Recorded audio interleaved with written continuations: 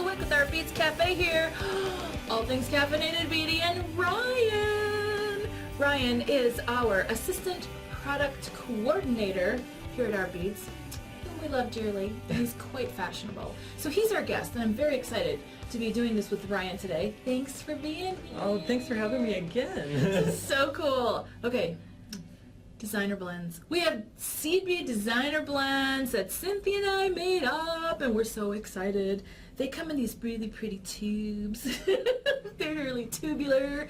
And we took the hard part out for you because color. Everybody asks me, that's my most asked question, is like, how do you pick the colors to put together? Well, some of these CB design blends that we've done have 14 different colors in them. We did that for you because I know it's hard. It's really hard. And so we thought, why not? It's all in a tube. You can use any of the blends in a tube and it's going to look good. We guarantee that. And you pick your favorite one out. And oh my goodness, I can't even say enough. Our names, we came up with the names, which is really fun, like Jelly Bean and Pink Flamingo and Blueberry Pie. So these are just really fun to work with. And of course you can use these with other beads, all kinds of other things. But we thought we would just feature our little seed bead blends right now. And Ryan, you've worked with these, so yeah. What would your favorite one be? If you had to pick a favorite. My favorite is the Precious Metals. Really? Yes, because it actually looks like a big chunk of metal as a bracelet. Look at that. Polished chrome. And this is one of Cynthia's designer blends, and I tell you, she picked out some really interesting combinations in here. Some are shiny, some are matte, some are, it's just a really nice effect. And I think this is like perfect for kind of masculine or unisex jewelry because everybody likes this blend, Yeah, it just caught my eye instantly. Oh, if I had to pick my favorite, it's kind of like picking your favorite kid or your favorite dog in my case, and that would be too hard. Although I am a little partial to poodle skirt. I gotta say, it kind of reminds me of the poodle skirt days, and that was kind of fun. So no, but then there's this one, but then there's this. Never mind. Why I digress. Okay, so Ryan, you made some really great peyote cuffs, like basic peyote cuffs, right? Yeah. Give us a little tour of this. So, first of all, I picked out the Pink Flamingo because it was just such a beautiful combination. I really love the effect of all the pinks and then a little bit of orange mixed in with it. And I did a really wide cuff and added some Swarovski crystals because I knew you would just love that. Of course. And little bling will do ya. Right, and I went a step further and added flatback on there. I love this. Okay, so you finished pink flatbacks. This is really cool. So you finished this. I want to kind of move that up with buttons. So your button closure, you added flatbacks to the buttons, and then I want to also show how you did the closure part here. That's how you do a button closure. And because you did a wide one, you used 2 buttons, right? Right. Nice. And it took 2 kits to make this because it's so 2 big. tubes. So we're making all these projects and we're going, that's a 1-tube project, that's a 5-tube project. That's because we figure it's easier than counting out the beads, for goodness sakes. So that's a 2-tube project, yes. Right? I love it. And I do love how the astral pink just pops. Right. I thought you'd like that, so I threw it on there. More than a little. Oh my goodness. Okay, so show me what else. Oh, look at that one. So in the red is also a beautiful combination for a delicate.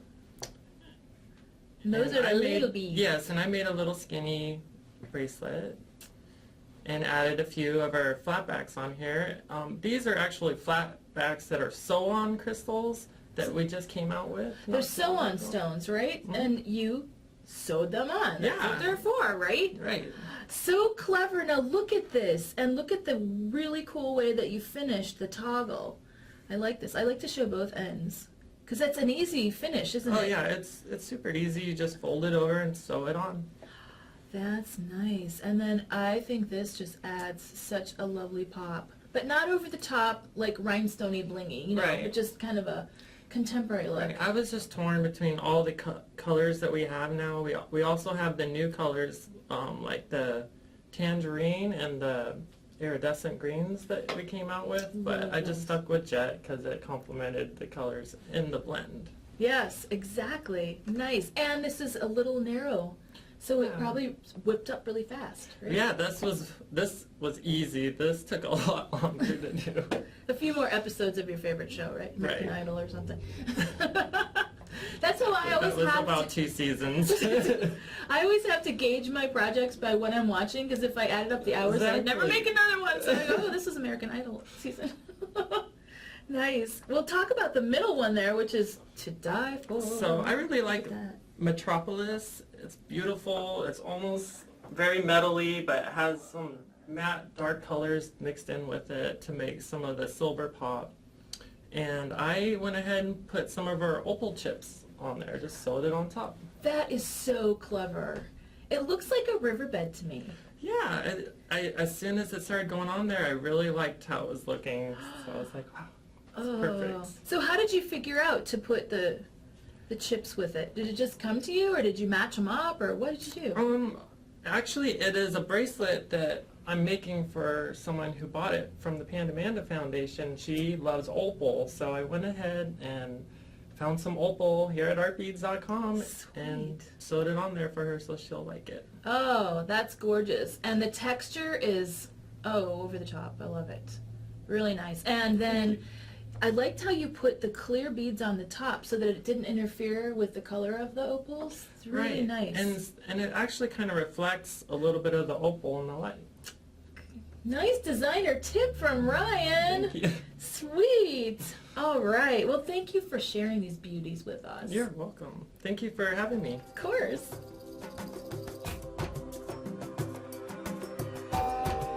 So Ryan, it's time for our Q&A session. This time we have Kat in Fernley, Nevada. She asks, how do you keep your thread straight when peyote stitching the first few rows?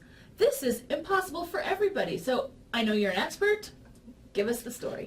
Well, a rookie like me needed to use our Quickstart peyote templates. Want to show us how? I'd love to. So I like to start with these Quickstart peyotes templates, and you just start with a seed bead and make a stopper by looping the thread through about 3 times. And then what you do is you fold this in half, and these things are so easy to use. They're super durable and they're laminated, so you can use them over and over again. So you go through the first hole,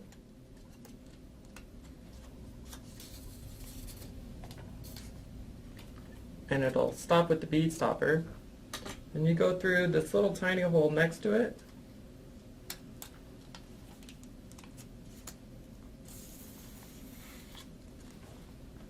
and it holds it there for you. And all you need to do is pick up your seed bead and slide it through.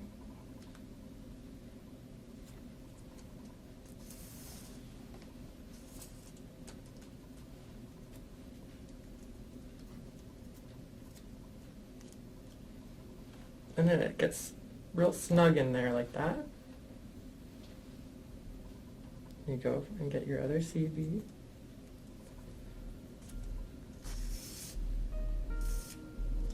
Keep sewing it through.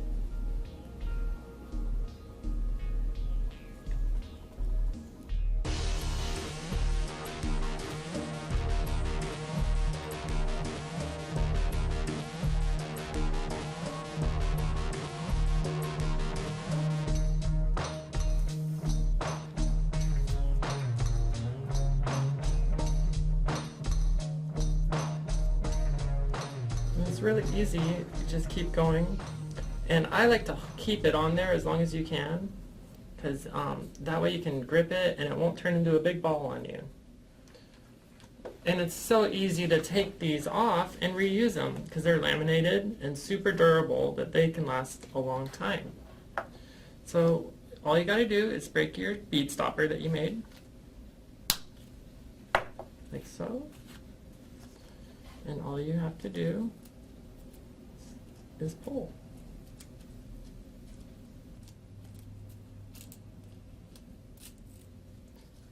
And there you have it.